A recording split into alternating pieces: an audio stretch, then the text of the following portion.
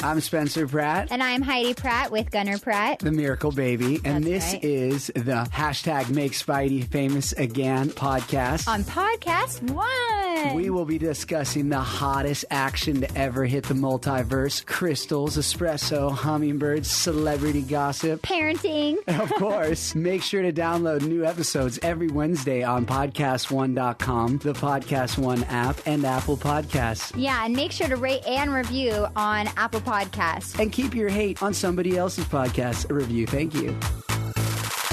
Schmoeville, guess what's right around the corner? You guessed it, Valentine's Day. Hey, word to the wise fellas, do not guess what she wants for V-Day. FabFitFun. That's your answer. It's an easy, foolproof way to look like a pro during Valentine's Day. FabFitFun is guaranteed to make her happy without breaking the bank. It costs less than the price of a dozen roses. You're not going to think of anything better she likes other than this for $39.99. When I saw the first box, I thought it was going to work well, and then I showed it to all the ladies around here at our Schmoes and Collider offices. They fell in love with it as well. There's so many great products, and they're all inspired by a healthy lifestyle. So you guys got to check it out right now. These products, they're full size. There's no samples of anything. It's cutting edge products in every category. They don't repeat stuff. It's always fresh. That's why you want to get the subscription. Many products whose individual value is more than the entire cost of the box. A seasonal subscription box for busy women to discover brand new brands and products for a well-lived life. FabFitFun delivers a box of full-size fashion, beauty, home,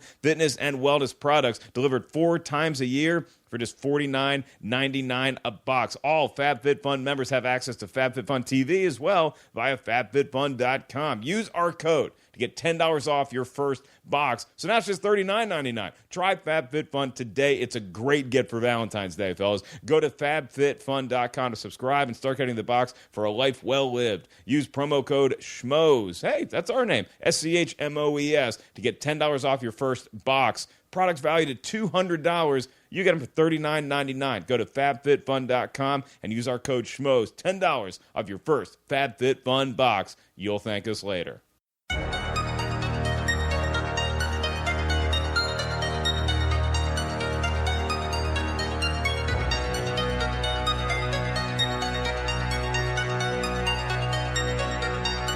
Y'all dealing with the kid. If you want to come and get it, let the outlaw get you out your seats. You want sports talk, politics? He don't give a shit. Rocha says speak, follow it. About to issue y'all a masterclass. You want to pass? Gunslinging the new podcast, the candy ass. Gravitas, bitch, get information. It's your boy John Rocha. Welcome to the Outlaw Nation.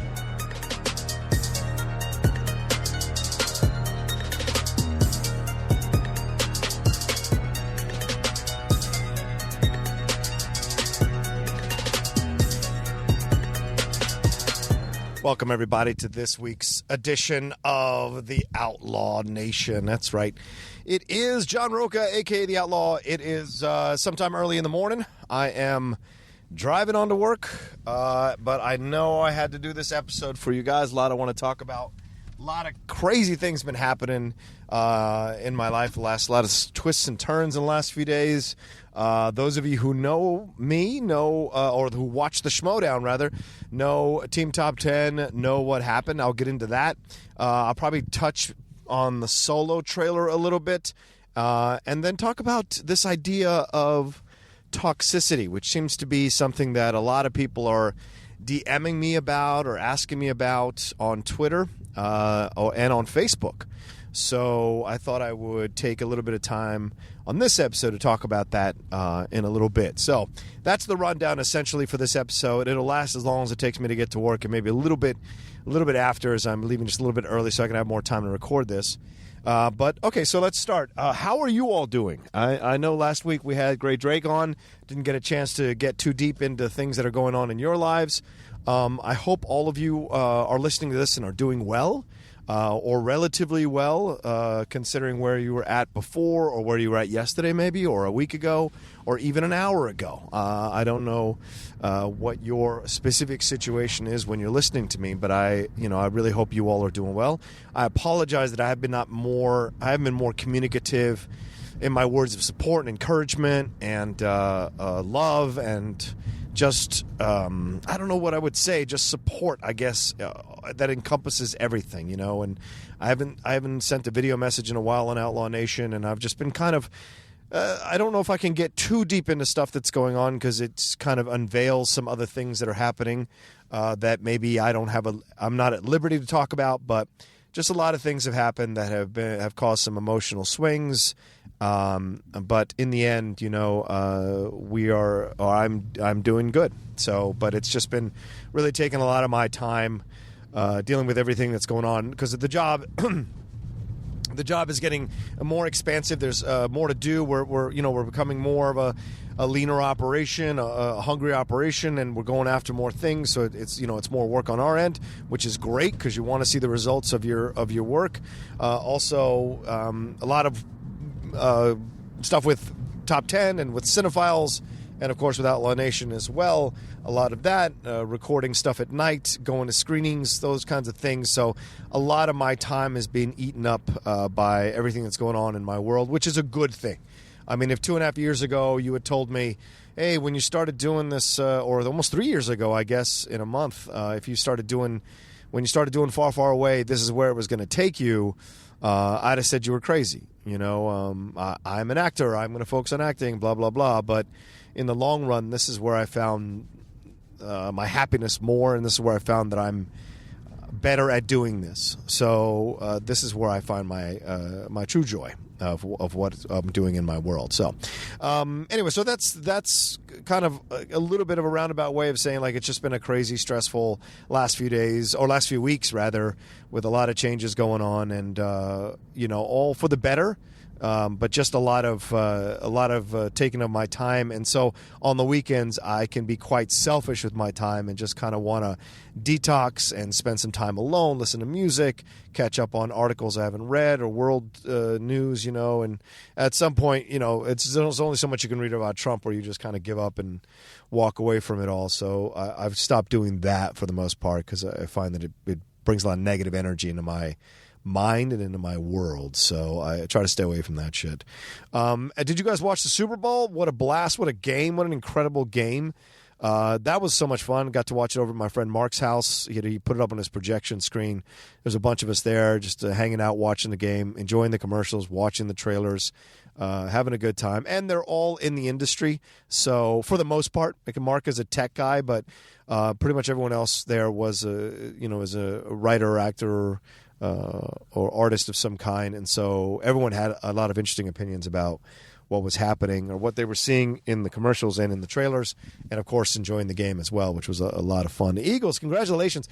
Anybody listening who's a Philadelphia Eagles fan, congratulations. I was born in Philly, and I was only there for like 8 months, so I don't claim the city as my own. I grew up in Virginia, but I do have a special place in my heart for the city that I was born in, and give a lot of love to those long-suffering Eagles fans. And yeah, I'm a Redskins fan since 9 years old, so a long, long time. But I can respect the fact with a team who hasn't done it ever in their history, finally doing it, and with overcoming so many odds. Doug Peterson is the coach. He's the glorified backup quarterback.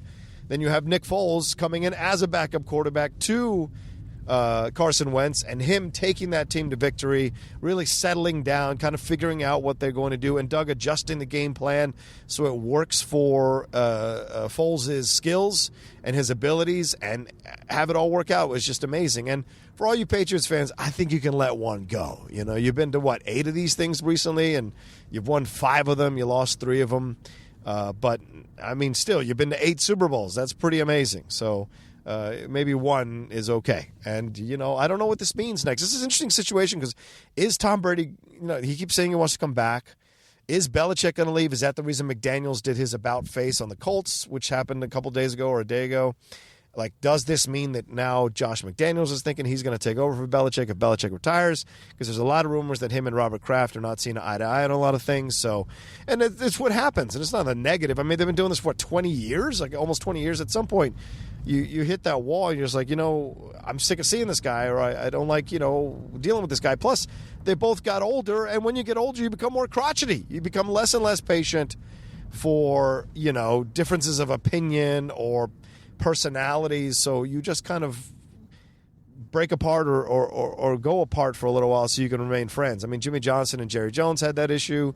So it happens. It happens between even the best of friends, if you see someone all the time, eventually you just kind of lose that interest in seeing that person a lot. So you kind of move away from that person. So it wouldn't be a surprise. I would not be. I've been predicting this since the middle of the season. Just some of the signs there, you could tell. I felt that either Brady or Belichick was going to move on at the end of the season. And we'll see what happens in the offseason, especially with this loss. It may motivate Belichick to come back. I think he'd rather go out on top. So he might come back, coach one more year, see if he can take him to the Super Bowl and win it one more time, and then he'll retire. I'm sure Brady wants to do the same thing. And Brady keeps saying he wants to play into his mid-40s. So we'll see. And if you look at the stats, when Josh McDaniels was not with the Patriots, that's actually the worst run the Patriots had during the time that McDaniels wasn't there. So McDaniels is definitely essential to that team playing as well as it can play. So we'll see if he takes over for Belichick. Anyway, great Super Bowl, a lot of fun. Hope you watched it. And if you didn't, I'm sure you went and did other things. Maybe watched the Puppy Bowl, or maybe you just hung out on a Sunday and just did other things, then watched the Super Bowl. So Schmoedown, huh? How about that? Matt and I really brought it really brought it to top that. A lot of love to Jim and Eric. Those guys are just, like I said in my post, those guys live, breathe, eat, and sleep movies. So for us to put our combined movie knowledge against their combined movie knowledge and come out on top, and barely come out on top, as is the typical thing for top 10 going down to the last question. Well, hell, a number of those matches in the Schmoedown go down to the last question. So it's a lot of fun for the fans, I'm sure, but for us, it's super stressful to be in the ring and go toe-to-toe, and you never know if you've done enough to win. You really never do until Christian or who is ever calling the game goes, "And your winner." Until you hear that, you don't know for sure if you've done enough to win, to be honest. And no matter how many times we seem to think we build these insurmountable leads, something happens on the wheel or something happens with the answers, and the teams crawl back. And so all you can say is we do the best we can with what we're given, and we try to win. And I think I was more focused for that match than I have been in quite some time. I think Christian nailed it hit it on the head when he said, I haven't seen Rocha this focused since the triple threat, and he's right. I want my belts back. Matt and I, we want our belts back. And I just felt after the team action loss that we, if you want to call it that we needed to either break up or refocus if we wanted this belt. And I felt that the signs had to be there in the universe to let us know that we are destined to take the belts off the Patriots in a karma way or in a destiny way, because we gave them the belts and started this year-long terrible reign of theirs. And so we want to take the belts back from them. It seems only just. And I really felt that we were destined to do that after Above the Line lost to them, because I really thought Above the Line was going to beat them. And I thought if any team had the best chance to beat them, obviously besides us, was Above the Line, and they couldn't do it. And so I thought this is a great sign. Now, and then I thought if we beat Team Action, then we really have signs in the universe that say we got a shot to take this thing. So when we beat Team Action, or TKO Team Action, destroy Team Action, put those little babies in their place, and gave them some more fame, because Lord knows they need it. They want it. They're hungry for it. They keep claiming they make us relevant, which is comical at best. How a losing team can make a winning team relevant is hilarious to me. A team that has not done anything, never won anything, never done anything of note, is somehow making top 10 relevant, is hilarious to me. And that's more fake news. That's that Trump kind of approach to things. Keep saying something over and over again, no matter how outlandish or ridiculous it is. And eventually people who are of lesser mind will start to believe it, or weaker of mind will start to think it's true. So God love them for they're playing their heel part really well and saying all the stuff they're saying. And, of course, Andrew is milking that staged tackle for all he can get out of it. And God love him. Let him do it. Let them build themselves up. And maybe somewhere down along the line, if they actually win some matches against actual competition, then we'll see him again. which would be a fun trilogy.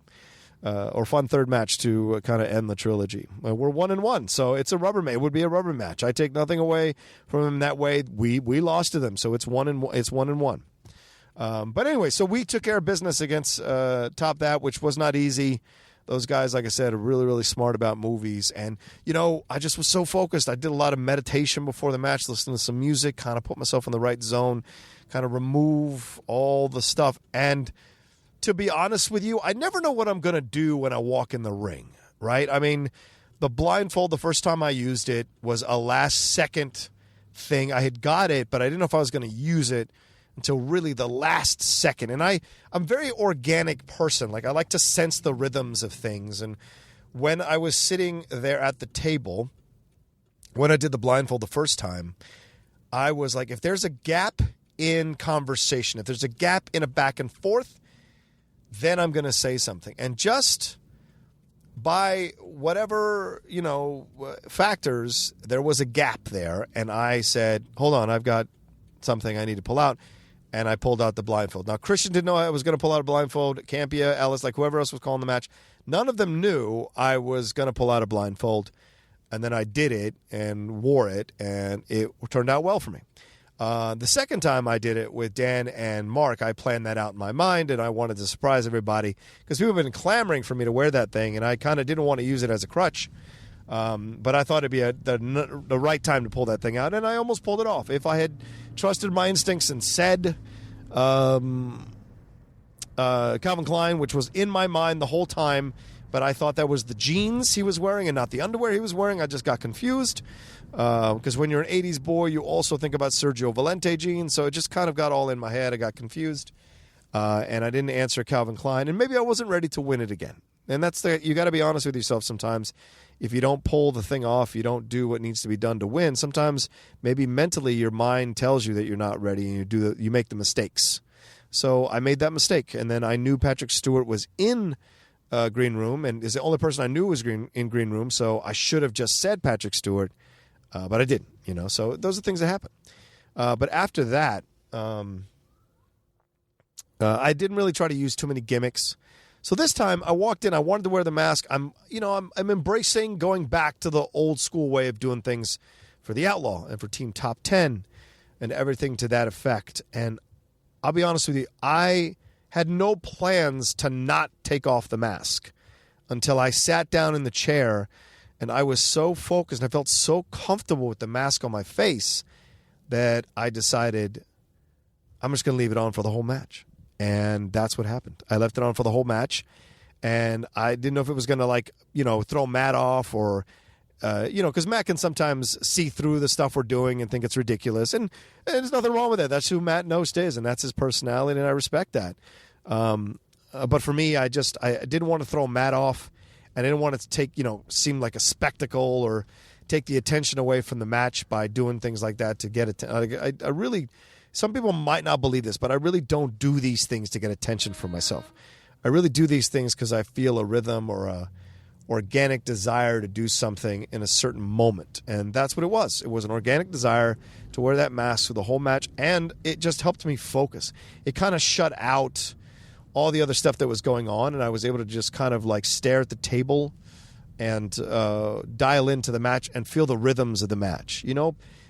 Not everyone plays the game the way I play the game. Some people just walk in and they're just like, I want to answer the questions right, I want to do stuff, I want to keep focused. For me, I very much feel the emotions and the rhythm of the game in that way. I'm an empath, so I can sense things as they're going in the universe. And sometimes it's positive, sometimes it's negative, but I can sense it. And if I remove judgment of the rhythms of everything that's happening, then I can relax and become more focused. And I don't beat myself up and I don't get lost in myself, which is what happened in the Patriots match. I beat myself up the second time. I beat myself up and got lost in it, and I couldn't recover.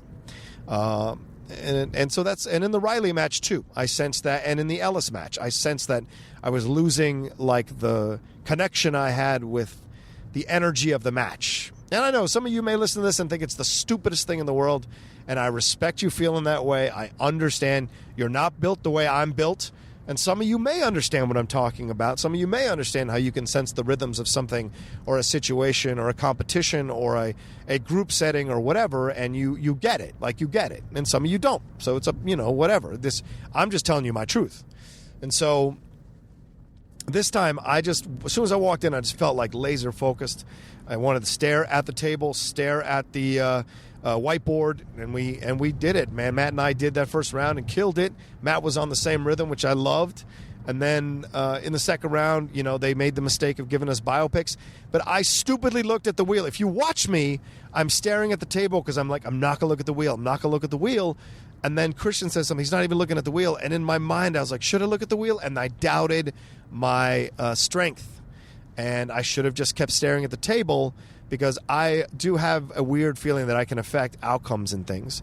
And so when I looked up, we hit opponent's choice, which was a sign to me that I had fucked up I had betrayed the rhythm or the organic waves of the match. And so that was my just desserts to get opponent's choice. Luckily, Jim and Eric hadn't watched a lot of our matches, or, they claimed afterwards that they did, and they thought, since he's strong in biopics, if I missed one, he would get the answer. So whatever logic he had, Jim gave us biopics, and we knocked it out of the park.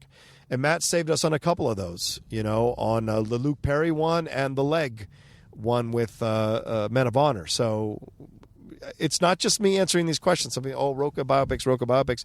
Matt always chimes in when he can, and if he doesn't, he trusts that I know it. And same thing with me. I trust that he knows it.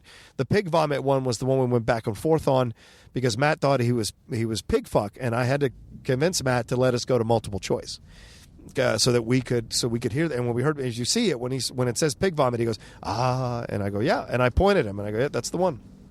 And so these are the things you figure out as a team. Matt's his own person, and Matt does his own thing. So, and I create space for Matt to do his own thing. I'm not an aggressive alpha in that way with us, because both Matt and I are alphas, and so we have to create space for each other. And he does that for me really well as well. Like, he deals with all my lunacy and ridiculous intensity about the Schmoedown, because in the end we win matches, and I deal with Matt's kind of smirky, snarky responses to the Schmoedown, which are hilarious.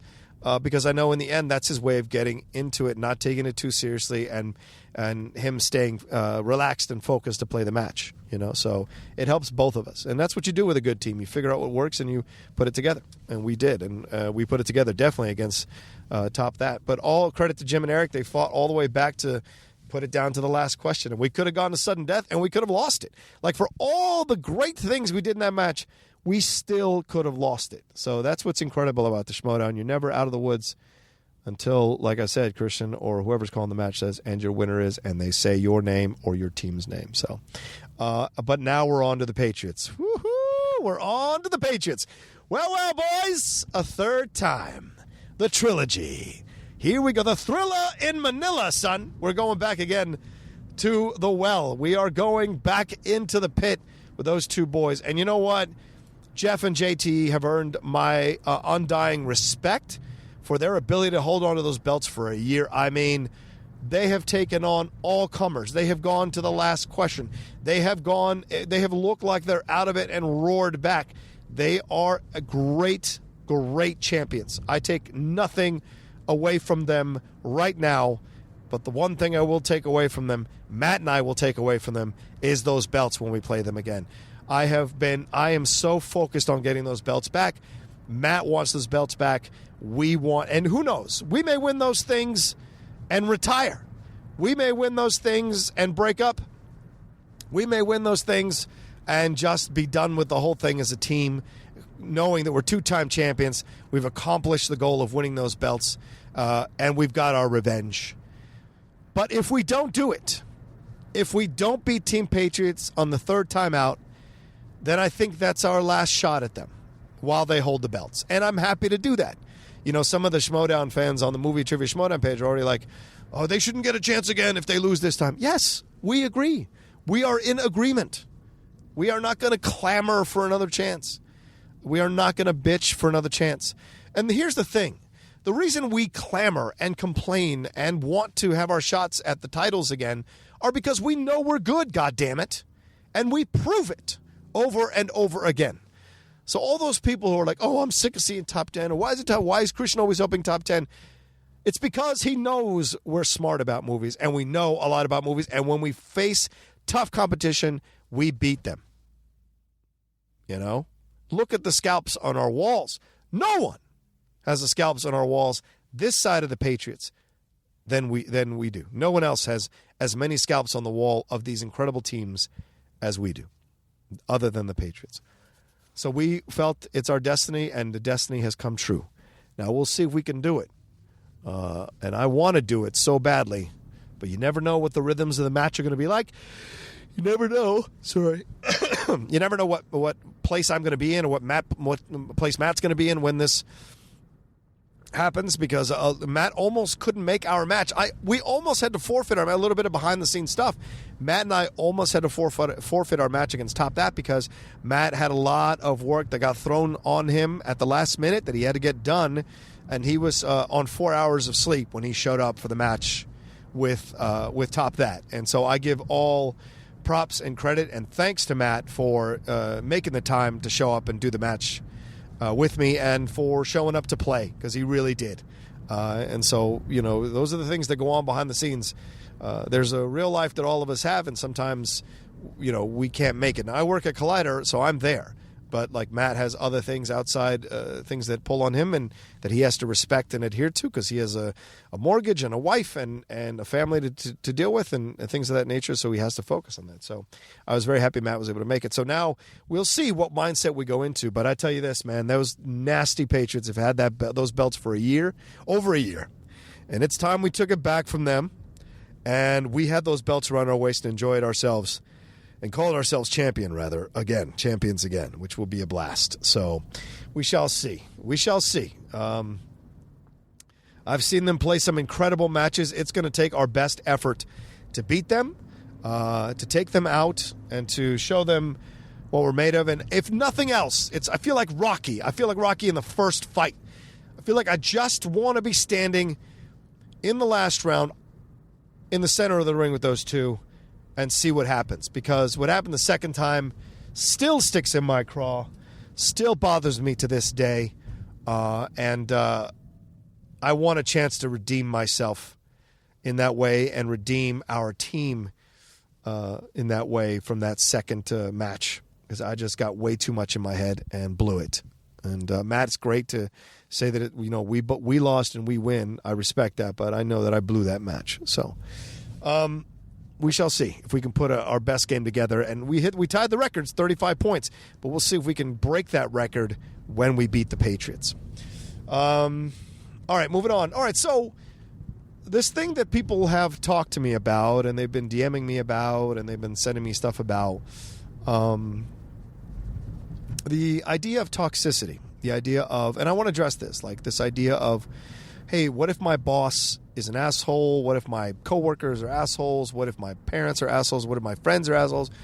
What if my female friends are bitches? What if, like, all these things? I get all these things. Like, I get these DMs on my Facebook, on my Twitter from a lot of you asking me about what you do to deal with these situations. Because some of you have heard me talk about how I've removed, and I still remove, toxic people in my life, which you find a lot of in LA. And I don't know, maybe you find a lot of it in the world no matter where you live.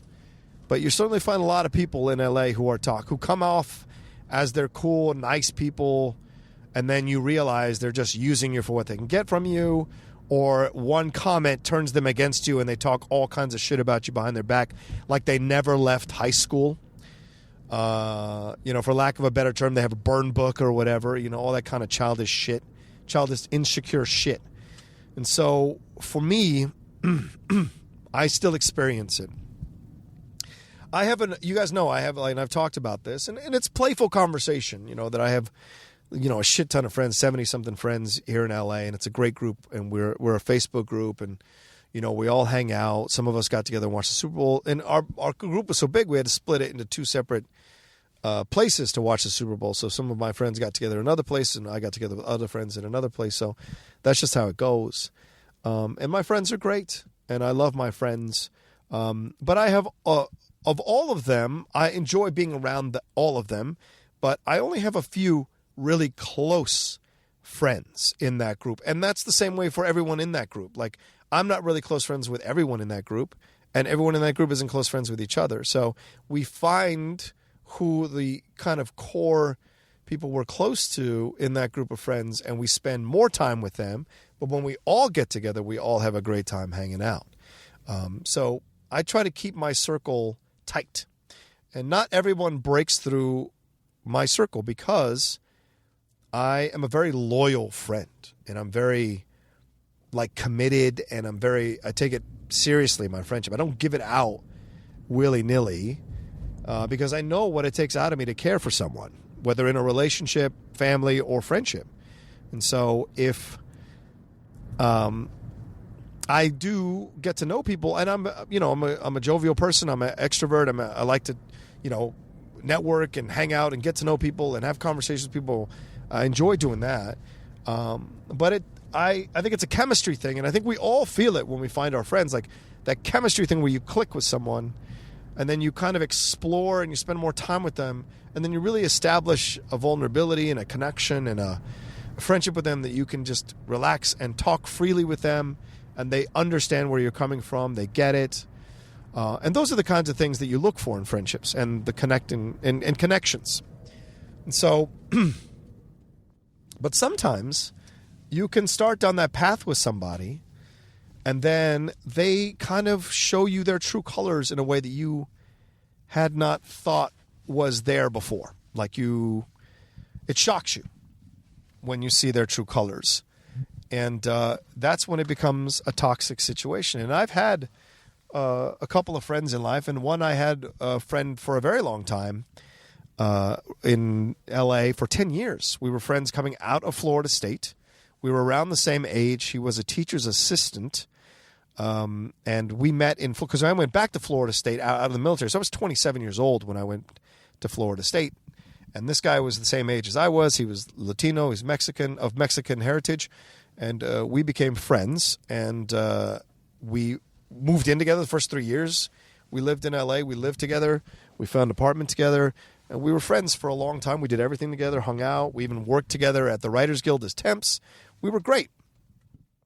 But things started to change as he became more frustrated with his life and more frustrated with the situation with this girl he was dating, who he could not get, or his obsessive nature with her was so corrosive, because he was he hacked her emails and would read her emails because she had given him her password, I guess, for her emails. And so he went in and found that kind of stuff. Hold on.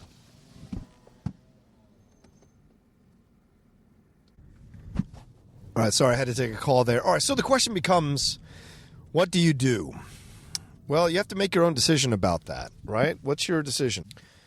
What matters to you most? Do you want to be happy? Do you want to keep the friendships? Do you want to keep the relationship? Do you want to keep the situation that you're in? This is what is really important for you to think about, because you are the only one that can control your emotions, your feelings, your thoughts, all those kinds of things. And you're the only one that can control how you interpret other people's actions and thoughts and feelings and sentiments.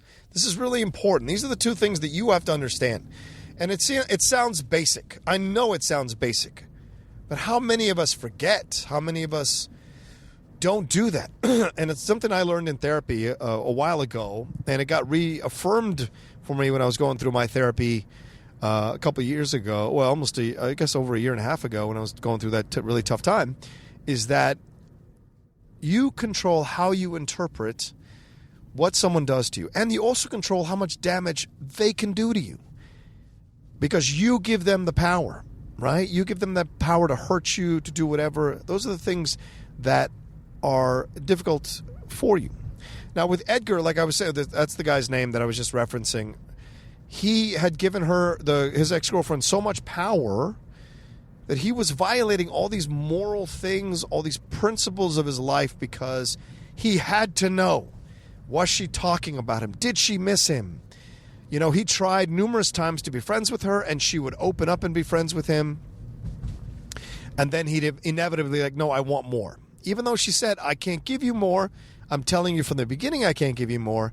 He would push and push and push. Then it became so bad that she would reach out to me and be like, hey, what do I do in this situation? And so I was in an awkward situation because I'm like, what do I do here? Because I know what's best for him is to get away from her because he's a mess. But she like is asking me what to do here. So do I stay with the guy code and say, don't call me, don't talk to me? Or do I do like kind of figure out what's the best situation here for everyone involved so that there's no drama? And in the end, that's what happened. She asked me, what should I tell him? And I said, you should be very firm and very clear. And I tell this to everybody. And I know it's not always the right decision because men can be really fucking stupid and abrasive and don't get the hint and can be, you know, abusive verbally. And you see the stories where men get abusive physically when they're rejected. But that guy was a gentle soul. So I told her, I said, listen, just be very firm. Don't leave any opening for him to think there's a chance. Because when a guy is in love, or maybe anyone is in love, they will take any smidgen of hope and create a larger possibility. And this is where you can run into danger. And this is what happened with him. And eventually it became so bad that I couldn't, he was blowing up at the littlest things. He would take no, like if I brought up the fact that he was being too like obsessive about her, he would get upset about it. And so in the end, it didn't make sense for us to keep being friends because it had become too toxic of a situation. And then he was accusing me of subverting the situation and putting energy out in the world that he would not be with her. And so at some point you hit that wall. You're like, there's only so much I can do here as a person, as a friend to make this work. And it's best if we don't, stay friends. And so we stopped talking for a while, and I reached out to him maybe a year later, and he didn't respond back. And so when he didn't respond back, I was like, okay, then we made the right decision. And we've not spoken since. This was like maybe 8 years ago. And we were we were the tightest of friends, but he'd become too toxic. And that's the thing. You can't be afraid to lose anybody in your life. If you want to make these decisions to remove toxic people in your life, then you can't be afraid to remove anyone from your life. And maybe you can't fully remove them, but you can limit your interactions with them. Now, they're going to be angry. They're going to judge you. They're going to call you names. They're going to say you're judging them. They're going to accuse you of these things. And they're going to, of course, play the victim, because that's the default of a lot of insecure, toxic people, is to play the victim about everything. They'll probably go on their social media and play victim about it. We see this all the time. I experience it from people I know. I see them on social media playing victim all the time, and it's just like, this is all they know. This is their default mechanism. So you can't, hate them for it. That's the real empowering thing, is you just have to understand them. This is who they are. And you feel sorry for them, and you hope they get better. You hope they find healing and they find some kind of peace. And sometimes it's not hard for me. Sometimes I clap back at them, or I, do whatever. And that's my thing to deal with. And that's what I'm still negotiating. But for the most part, I have removed toxic. And I started doing this a few years ago when it hit me in therapy, that toxic people were the reason I was having low self-esteem. I was having low self-worth in my friendships, is I was allowing the old toxicity of other things to invade and corrode my view of myself. And that made me feel lesser than with all my friends. I felt that they were all so much more accomplished than me. And that's what happens. But in the end, we all have our problems. We all have our issues. We all have things we go through. And so we have to climb out of it. And so that's what I encourage you to do, is take a look at your life. Who are the people who are not supporting your dreams, not supporting your goals, not supporting your wishes? And yeah, maybe you have outlandish, crazy goals. That's okay. But there's a way to be supportive of it and still be realistic about it. But if your friends are putting you down, laughing at you, saying you're ridiculous, you're a fool, and you don't have that gear to use that as motivation to go do things, and instead it hurts you and it debilitates you and it makes you feel terrible about yourself, then you've got to find that like strength inside yourself in your guts to be like, I'm going to remove this person from my life. It could be your dad. It could be your mom, could be your brother, could be your sister, could be your best friend, could be your girlfriend, could be your boyfriend, could be your significant other, whatever situation you have, could be your boss, could be your immediate supervisor, anybody, right? You can remove these people from your life and their effect on your life. Now, you may not be able to physically remove them from your life, but you can limit your contact with them outside of the job. In the job, you can limit their effect on you by not letting their words corrupt you. And you've got to do the work. That's up to you. You're not going to change them, right? And it's rare when you can change someone else. It's you that has to adjust and turn off your receptors to use the words that they're saying to you and putting it into that container where you've kept all the reasons why you're never going to be successful, all the reasons why you're never going to be loved, all the reasons why you don't matter, all the reasons why you're nothing. And we have that. So a lot of you have that default thing inside you. A lot of us, rather, have that default thing inside of us. And so when that occurs, you have to find a way to turn off the effect and do something, say something positive to yourself. When someone says to you, like, oh, you're such an idiot. I'm not an idiot. In your mind. Because that person may not want to have you may not feel it's the right time to have the battle or the fight. But you can say to yourself in your mind, I'm not an idiot. I'm not an idiot. I'm not stupid. I'm not nothing. I'm not no one.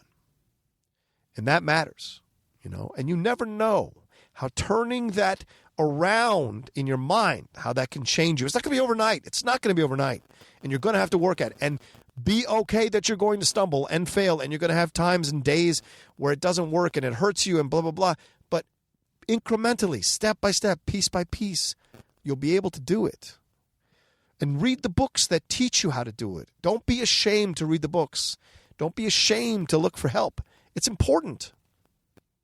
And then take the steps and find the positive people and then spend more time with the positive people, or find people who communicate like you do, or find people who are supportive of you like you are, find those groups and then cultivate that. It's really important because being around an environment of positivity and support feeds your self-esteem, feeds your strength. So that's what I can tell you. Step by step, piece by piece, find the ways to remove toxic people from your life. When someone crosses a line with me, and I know because I'm an empath, I sense their toxicity, which comes from their incredible insecurity. I purposefully limit my interaction with them.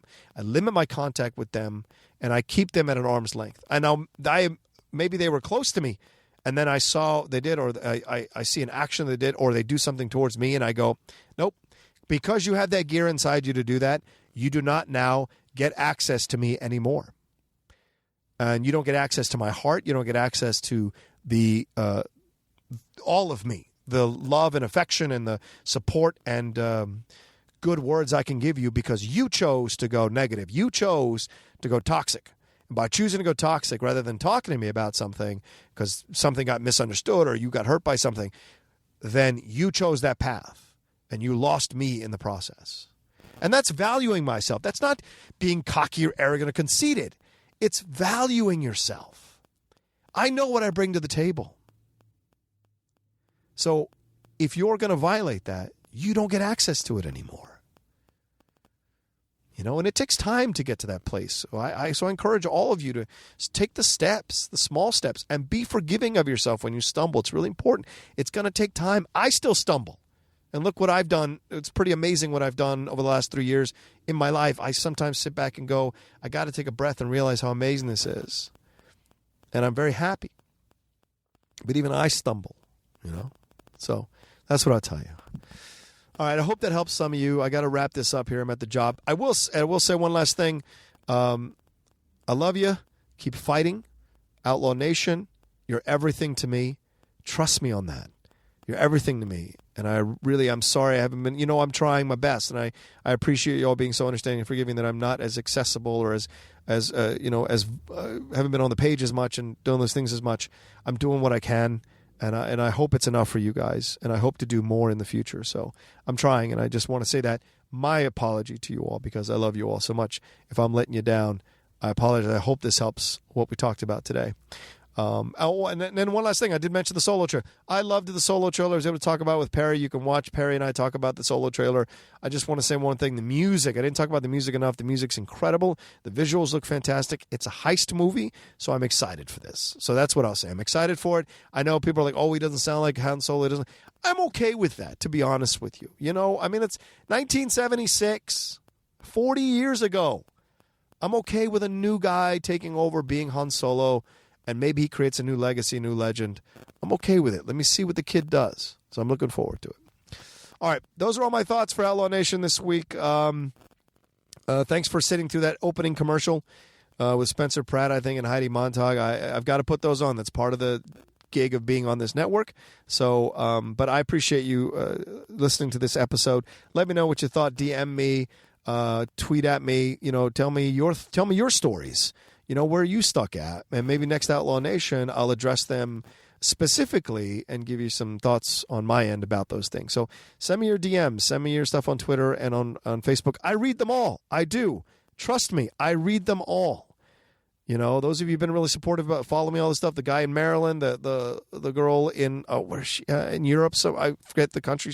She sent me the stuff about her life. Like, I read them all. Trust me. I don't always respond, but I read them all. So just know. All right. Love you. Outlaw Nation, keep doing your thing. Thanks for supporting Team Top 10 in the Schmoedown. Thanks for supporting Outlaw Nation. Support each other in the page as well. Please be supportive of each other in the page. And we will have a new episode for you next week. And I have locked down a very special guest that I've been trying to get on the show. He has agreed to come on and do 2 episodes with me, because we're going to talk about one subject for one episode. In exchange for that subject, we're going to talk about another subject, which I really want to talk about with him. So I look forward to making that announcement very soon and having him on the show. All right.